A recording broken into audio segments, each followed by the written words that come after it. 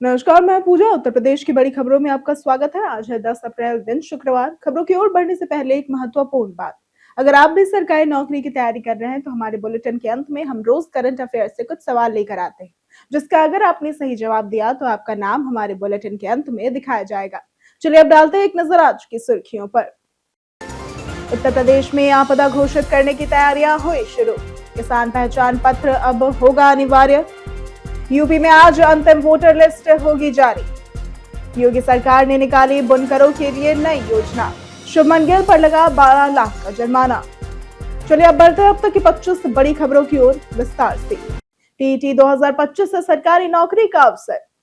उत्तर प्रदेश अधीनस्थ सेवा चयन आयोग द्वारा आयोजित प्रारंभिक अर्हता परीक्षा 2025 में 19,43,171 अभ्यर्थी शामिल हुए। इसमें कोई फेल नहीं होता, सभी को स्कोर और परसेंटाइल मिलती है। पीईटी 2025 का स्कोर 3 साल तक वैध है और इसके आधार पर अब तक करीब 16,000 पदों के लिए विज्ञापन भी जारी हो चुके हैं। प्रमुख पदों में लेखपाल, आबकारी सिपाही, कृषि तकनीशियन शामिल है। पीईटी 2026 का नोटिफिकेशन जून में संभावित है। उत्तर प्रदेश में आपदा घोषित करने की तैयारियां हुई शुरू। उत्तर प्रदेश में असमय वर्षा, ओलावृष्टि और आगजनी से रबी फसलों को भारी नुकसान हुआ है।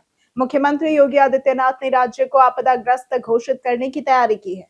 हर प्रभावित किसान और बटाईदार का त्वरित निष्पक्ष सर्वे कर राहत देने का आदेश भी जारी कर दिया गया है और इसी के साथ बीमा कंपनियों के साथ तालमेल, आपदा राहत कोष से धनराशि, राहत शिविर और आवास योजनाओं के माध्यम से सहायता सुनिश्चित भी की जाएगी। किसान पहचान पत्र अब होगा अनिवार्य। मुख्य सचिव एसपी गोयल ने आदेश दिया है कि प्रदेश में गेहूं, धान, दाल, सरसों आदि के एमएसपी पर क्रय के लिए अब केवल फार्मर रजिस्ट्री यानी कि किसान पहचान पत्र वाले किसानों से ही खरीद की जाएगी। कृषि और सहायक विभागों के सभी लाभार्थी योजनाओं में भी किसान पहचान पत्र अब अनिवार्य होगा। अप्रैल में शिविर लगाकर शेष किसानों का पंजीकरण किया जाएगा। उर्वरक, बीज और कीटनाशी वितरण भी रजिस्ट्री के आधार पर होगा। आईआईटी बीएचयू में एआई समिट आयोजित। आईआईटी बीएचयू में अध्यय एआई समिट में 350 प्लस विशेषज्ञों ने एआई के उभरते आयामों और राष्ट्र निर्माण में युवाओं की भूमिका पर चर्चा की। प्रोफेसर मनिंद्र अग्रवाल ने कॉग्निटिव जिम की जरूरत बताई। वक्ताओं ने एआई से डिजिटल डिवाइड घटाने, ग्रामीण समस्याओं के समाधान और विकसित भारत के विजन को आगे बढ़ाने पर भी जोर दिया। यूपी में आज अंतिम वोटर लिस्ट होगी जारी। उत्तर प्रदेश में विशेष गहन पुनरीक्षण के तहत मतदाता सूची को त्रुटिहीन बनाने का काम अंतिम चरण में है। मुख्य निर्वाचन अधिकारी नवदीप रिनवा के अनुसार 10 अप्रैल 2026 यानी कि आज अंतिम अपडेटेड वोटर लिस्ट जारी होगी। घर घर सत्यापन, दावे, आपत्तियों के निस्तारण और समीक्षा बैठकें पूरी हो चुकी है। राजनीतिक दलों को प्रतियां भी वितरित की जाएंगी। फर्जी एनजीओ खोलकर बेरोजगारों से हुई करोड़ों की ठगी। लखनऊ में जीवन पथ और बेक फाउंडेशन नामक फर्जी एनजीओ बनाकर जालसाजों ने स्वास्थ्य विभाग की टीबी जागरूकता योजना के नाम पर 150 से अधिक बेरोजगारों से नौकरी दिलाने का झांसा देकर करोड़ों रुपए की ठगी की। प्रति व्यक्ति 1 से सवा लाख रुपए वसूले गए। विकासनगर थाने में 3 आरोपियों पर मुकदमा दर्ज और जांच जारी है। बारिश से प्रदेश के तापमान में आई भारी गिरावट। प्रदेश के कई जिलों में बारिश से तापमान में तेज गिरावट दर्ज हुई है। नजीबाबाद में तापमान सामान्य से 11.6 डिग्री तक कम 22.2 डिग्री हो गया है। नजीबाबाद में तापमान सामान्य से 11.6 डिग्री कम 22.2 डिग्री, गोरखपुर में 11.2 डिग्री कम 25.5 और इटावा में 10.7 डिग्री कम 27 डिग्री रहा। कानपुर में भी 6 डिग्री तक गिरावट आई है और मौसम विभाग ने 24 घंटे के लिए प्रदेश भर में ऑरेंज अलर्ट और 24 जिलों में ओलावृष्टि की चेतावनी जारी की है। योगी सरकार ने निकाली बुनकरों के लिए नई योजना। मुख्यमंत्री योगी आदित्यनाथ ने बुनकरों की आय, सम्मान और आजीविका को प्राथमिकता बताते हुए क्लस्टर आधारित नई कार्य योजना बनाने के निर्देश जारी कर दिए। उन्होंने कच्चे माल की बढ़ती लागत, तकनीक व डिजाइन की कमी तथा सीमित बाजार पहुंच जैसी चुनौतियों के समाधान पर भी जोर दिया। डिजिटल विपणन, ई कॉमर्स, सौर ऊर्जा, आधुनिक उपकरण और प्रशिक्षण के जरिए बुनकरों की उत्पादकता, गुणवत्ता और आय बढ़ाने की योजना बनाई जाएगी। म्यूल खातों से बढ़ी साइबर ठगी की सेंध। गोरखपुर रेंज में साइबर जालसाज म्यूल खातों से ठगी की रकम निकालने हेतु 157 बार बैंकों और 2,986 बार एटीएम पहुंचे। गोरखपुर सबसे प्रभावित रहा। आधार कार्ड से फर्जी खाते खुलवाकर रकम निकाली जाती है। पुलिस निगरानी बढ़ा रही है और नई एसओपी के तहत 50,000 रुपए तक की साइबर ठगी राशि बिना कोर्ट अनुमति लौटाई जाएगी। शंकराचार्य अविमुक्तेश्वर आनंद को मिली जानलेवा धमकी। ज्योतिर्मठ के शंकराचार्य स्वामी अभिमुक्तेश्वर आनंद सरस्वती को आधिकारिक नंबर पर धमकी भरे संदेश और ऑडियो भेजे गए, जिनमें अतीक अहमद जैसी हत्या की धमकी दी गई। मीडिया प्रभारी संजय पांडे ने कहा कि गौरक्षा अभियान और 3 मई से शुरू होने वाली गविष्ठ यात्रा से विरोधी नाराज हैं। पहले भी धमकियां मिल चुकी और मामले में जल्द कानूनी कार्रवाई की जाएगी। बिजनौर मेडिकल कॉलेज में रैगिंग पर हुई कार्रवाई। बिजनौर की महात्मा विदुर स्वशासी राज्य चिकित्सा महाविद्यालय में एमबीबीएस प्रथम वर्ष के छात्र के साथ रैगिंग का मामला सामने आया। 1.5 माह तक कॉलेज प्रशासन ने मामला दबाए रखा, लेकिन एनएमसी हेल्पलाइन शिकायत के बाद जांच हुई। एंटी रैगिंग कमेटी ने द्वितीय वर्ष के 11 छात्रों को दोषी मानते हुए निलंबन और जुर्माना लगाया। पीड़ित छात्र मानसिक आघात से उबर नहीं पाया, जबकि कॉलेज ने जीरो टॉलरेंस नीति दोहराई। यूपी के स्कूलों में प्रधानाध्यापक तय करेंगे टाइम टेबल। यूपी के परिषदीय स्कूलों में प्रधानाध्यापक स्थानीय जरूरत के अनुसार स्वयं टाइम टेबल बनाएंगे, जिससे शिक्षकों की कमी वाले स्कूलों में पढ़ाई और गतिविधियों का संचालन अब आसान होगा। वहीं निजी स्कूल एनसीईआरटी की सस्ती किताबों की बजाय महंगी निजी किताबें पढ़ा रहे हैं। माध्यमिक शिक्षा विभाग ने 15 अप्रैल तक जांच अभियान के निर्देश दिए हैं, लेकिन मिलीभगत के आरोपों से कार्रवाई पर सवाल उठ रहे हैं। राहुल गांधी बयान मामले में फैसला रखा गया सुरक्षित। इलाहाबाद हाई कोर्ट ने राहुल गांधी के इंडियन स्टेट से लड़ाई वाले बयान पर दायर याचिका में फैसला सुरक्षित रख लिया है। ये याचिका चंदौसी अदालत द्वारा मुकदमा दर्ज करने की मांग खारिज किए जाने के खिलाफ दाखिल हुई थी। सिमरन गुप्ता ने आरोप लगाया कि राहुल का बयान देश की संप्रभुता के खिलाफ है। दोनों पक्षों की दलीलें सुनने के बाद न्यायमूर्ति विक्रम डी चौहान ने निर्णय सुरक्षित कर लिया। फार्मा रजिस्ट्री पंजीकरण अब हुआ अनिवार्य। उत्तर प्रदेश सरकार ने असमय बारिश, ओलावृष्टि और आगजनी से प्रभावित किसानों को त्वरित राहत देने के निर्देश दिए हैं। मुख्य सचिव एसपी गोयल ने जिलाधिकारियों को सर्वे शीघ्र पूरा कर मुआवजा दिलाने, फसल बीमा दावों में मदद और सीसी एग्री ऐप से क्रॉप कटिंग सुनिश्चित करने को कहा। फार्मा रजिस्ट्री पंजीकरण अनिवार्य किया गया है। आयुष्मान कार्ड, पीएम किसान और नंद बाबा दुग्ध मिशन की भी समीक्षा हुई। बदायूं हत्याकांड में 2 आरोपियों का सरेंडर। Badaun HPCL double murder case में फरार आरोपी केशव और उसके भाई चंद्रशेखर ने कोर्ट में सरेंडर कर दिया, जहां से उन्हें 14 दिन की न्यायिक हिरासत में जेल भेज दिया गया। दोनों पर 50-50 हजार रुपए का इनाम घोषित था। पुलिस ने केशव की रिमांड मंजूर कराई। 12 मार्च को सैजनी गांव स्थित एचपीसीएल प्लांट में 2 अधिकारियों की गोली मारकर हत्या की गई थी। यूपी के कर्मियों के लिए डिजिटल ट्रेनिंग बढ़ी। उत्तर प्रदेश सरकार ने मिशन कर्मयोगी साधना सप्ताह के तहत आईजीओटी पोर्टल पर डिजिटल लर्निंग की अनिवार्य समय सीमा 9 से 10 अप्रैल तक बढ़ा दी। सभी अधिकारियों कर्मचारियों को शाम 4 से 6 बजे निर्धारित कोर्स पूरे करने होंगे और इस दौरान बैठकें प्रतिबंधित रहीं। एआई आधारित प्रशिक्षण से प्रशासनिक दक्षता बढ़ी और इसके साथ ही पोर्टल पर प्रोफाइल अपडेट करना अनिवार्य होगा, जिसमें विभाग, जनपद और मानव संपदा कोड दर्ज करना होगा। शिक्षा मित्र मानदेय पर अखिलेश का बड़ा बयान। सपा प्रमुख अखिलेश यादव ने शिक्षा मित्रों का मानदेय 18,000 रुपए करने पर योगी आदित्यनाथ सरकार को घेरा।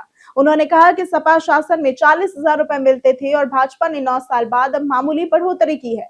अखिलेश ने बकाया भुगतान 22,000 रुपए मासिक नुकसान की भरपाई तथा भाजपा के खिलाफ राजनीतिक जवाब देने की अपील की। उत्तर प्रदेश में ट्रैफिक सुधार पर डीजीपी सख्त। उत्तर प्रदेश के डीजीपी राजीव कृष्ण ने 20 जिलों में यातायात सुधार हेतु पायलट प्रोजेक्ट शुरू किया और सड़क हादसे रोकने में विफल 5 एसओ को लाइन हाजिर की। बाराबंकी व जौनपुर के सीओ यातायात पर जांच शुरू हुई। जेडएफडी अभियान समीक्षा में 46 स्थानों का खराब प्रदर्शन सामने आया और इसके साथ ही 172 व्यस्त मार्गों पर रूट मार्शल तैनात कर जाम कम करने के लिए सीआरटीसी योजना लागू की गई। प्रदेश में उठी 70 लाख मीटर पोस्टपेड करने की मांग। उत्तर प्रदेश में जबरन पोस्टपेड मीटरों को प्रीपेड में बदलने का मामला नियामक आयोग पहुंचा। राज्य विद्युत उपभोक्ता परिषद ने 70 लाख से अधिक मीटर तत्काल पोस्टपेड करने की मांग की है। परिषद ने आरोप लगाया कि सीईए अधिसूचना के बावजूद नए कनेक्शन प्रीपेड दिए जा रहे हैं। आयोग ने पावर कॉर्पोरेशन और केस्को से अवमानना नोटिस पर 7 दिन में जवाब मांगा है। टाइगर रिजर्व की वाचरों पर आर्थिक संकट। प्रदेश के 4 टाइगर रिजर्व में कार्यरत 1103 वाचर 8 से 10 महीनों से वेतन न मिलने से आर्थिक संकट झेल रहे हैं। शिकारियों पर नजर रखने वाली ये वाचर सुरक्षा की पहली कड़ी होते हैं और केंद्र से बजट में भारी कटौती और धनराशि देर से मिलने के कारण भुगतान अटका हुआ है। लगभग 7 करोड़ देनदारी में केवल 1.02 करोड़ ही मिले हैं। राज्य सरकार वैकल्पिक भुगतान व्यवस्था पर विचार कर रही है। शुभमन गिल पर लगा 12 लाख का जुर्माना। आईपीएल 2026 में शुभमन गिल पर दिल्ली कैपिटल्स के खिलाफ मैच में स्लो ओवर रेट बनाए रखने के कारण 12 लाख रुपए का जुर्माना लगाया गया। गुजरात टाइटंस ने रोमांचक मुकाबले में दिल्ली को 1 रन से हराकर सीजन की पहली जीत दर्ज की। आईपीएल नियमों के अनुसार पहली गलती पर कप्तान पर 12 लाख, दूसरे पर 24 लाख और तीसरी बार भारी जुर्माने के साथ बैन भी हो सकता है। व्हाट्सएप ने कार प्ले के लिए नया ऐप किया लॉन्च। व्हाट्सएप ने कार प्ले के लिए नया स्टैंड अलोन ऐप लॉन्च किया है, जो भारत सहित चुनिंदा बाजारों में उपलब्ध है। यह आईफोन कनेक्ट होने पर कार इंफोटेनमेंट सिस्टम सीधे व्हाट्सएप कॉल और मैसेज की सुविधा देता है। ऐप में चैट व कॉल हिस्ट्री के अलग सेक्शन, वॉइस डिटेक्शन से जवाब देने की सुविधा और end to end encryption support भी शामिल है। कई कारणों से दर्ज है भारत के इतिहास में आज की तारीख। 1894 में आज के दिन घनश्याम दास बिरला का जन्म हुआ था। ये भारत के उद्योगपति, स्वतंत्रता संग्राम सेनानी तथा बिरला परिवार के एक प्रभावशाली सदस्य थे। 1928 में मेजर धन सिंह थापा का जन्म हुआ था। ये परमवीर चक्र से सम्मानित भारतीय सैनिक थे।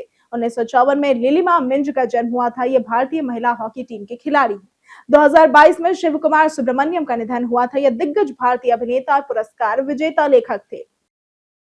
टेलीग्राम ग्रुप से खुला अंग तस्करी का राज। कानपुर किडनी कांड जांच में खुलासा हुआ कि गिरोह किडनी के साथ लिवर ट्रांसप्लांट भी कराता था और टेलीग्राम पर लिवर डोनर ग्रुप मिला, जिससे मानव अंग तस्करी का शक और बढ़ गया। 9वें आरोपी परवेज सैफी गिरफ्तार। 9.05 लाख बरामद हुए और सरगना डॉक्टर रोहित हर ट्रांसप्लांट के बाद नया सिम इस्तेमाल कर नेटवर्क संचालित करता था। मेरठ सेंट्रल मार्केट में 44 भवन सील। सुप्रीम कोर्ट के आदेश पर मेरठ के सेंट्रल मार्केट में आवास एवं विकास परिषद ने विरोध के बीच 44 भवन सील किए, जिनमें स्कूल, निजी अस्पताल, मंडप और कमर्शियल कॉम्प्लेक्स भी शामिल है। वहीं राज्य सरकार जिला पंचायतों को सशक्त बनाने हेतु मॉडल नियमावली ला रही है, जिससे नक्शा पास कराने की फीस बढ़ेगी। हम प्रतिदिन आपसे 5 ऐसे जरूरी सवाल और उसके जवाब बताएंगे, जो कि यूपीपीएससी जैसी अन्य प्रतियोगी परीक्षाओं में काम आएंगे। सवाल इतिहास, यूपी स्पेशल, विज्ञान, करंट अफेयर्स और भूगोल से रहेंगे। पूछे गए 5 सवालों में आपने कितना सही उत्तर दिया, ये हमें कमेंट करके जरूर बताएं। हमारा पहला सवाल है, इनमें से किस राज्य को नमो ड्रोन दीदी योजना के तहत ड्रोन पायलट प्रशिक्षण में पहला स्थान दिया गया है? ए तमिलनाडु, बी कर्नाटक, सी मध्य प्रदेश या फिर डी बिहार? इसका सही जवाब है बी कर्नाटक। हमारा दूसरा सवाल है, इनमें से किस उच्च न्यायालय ने हाल ही में कोर्ट के फैसलों में एआई की मदद लेने पर रोक लगा दी है? ए झारखंड उच्च न्यायालय, बी कोलकाता उच्च न्यायालय, सी पंजाब और हरियाणा उच्च न्यायालय या फिर डी इलाहाबाद उच्च न्यायालय? इसका सही जवाब है सी पंजाब और हरियाणा उच्च न्यायालय। हमारा तीसरा सवाल है, इनमें से किस देश को नागरिकों को सबसे स्वच्छ पानी के मामले में पहला स्थान दिया गया है? ए फिनलैंड, बी डेनमार्क, सी स्विट्जरलैंड या फिर डी स्वीडन? इसका सही जवाब है सी स्विट्जरलैंड। हमारा चौथा सवाल है, वर्ष 2026 में पीएम मुद्रा योजना को लागू हुए कितने वर्ष पूरे हो गए हैं? ए 10 वर्ष, बी 11 वर्ष, सी 12 वर्ष या फिर डी 13 वर्ष? इसका सही जवाब है बी 11 वर्ष। हमारा पांचवा सवाल है, इनमें से कौन साइकिल से एवरेस्ट बेस कैंप पहुंचने वाली पहली भारतीय महिला बन गई है? ए दिव्या सिंह, बी शालिनी अरोरा, सी तन्वी मेहता या फिर डी नेहा सक्सेना? इसका सही जवाब है ए दिव्या सिंह। बीते दिन बहुत से लोगों ने हमारे वीडियो को लाइक किया था। जिन्होंने हमारे वीडियो को लाइक किया था उनके नाम है राजकुमार, मोहम्मद सिद्दीकी, मुकेश कश्यप, मदन मोहन, रमेश गुप्ता, शिरोमन सिंह, अजय सिंह, अमित राय और भरत कुशवाहा। इसी के साथ बढ़ते हैं आज के सवाल की ओर। आज का सवाल है, आप एक दिन में कितने घंटे फोन का इस्तेमाल करते हैं? आप अपना जवाब हमें हमारे कमेंट सेक्शन में लिखकर जरूर बताएं।